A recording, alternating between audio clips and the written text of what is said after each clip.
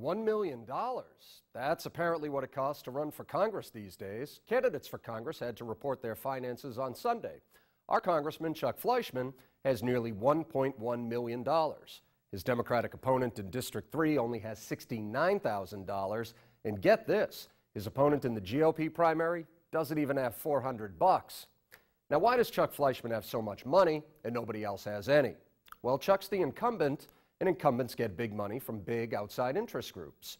In fact, hundreds of thousands of Chuck's dollars don't even come from Tennessee. They come from PACs and super PACs that are located out of state.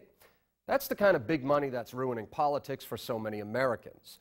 Now, to Chuck's credit, he's raised a lot of money from regular people like you and like me.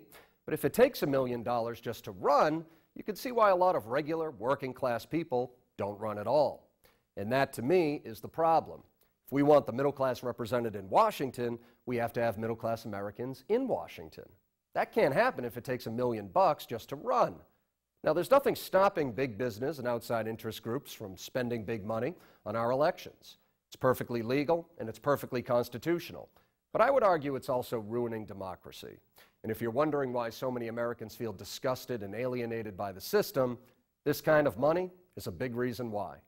I'm Joyce. You can catch me on Talk Radio 102.3.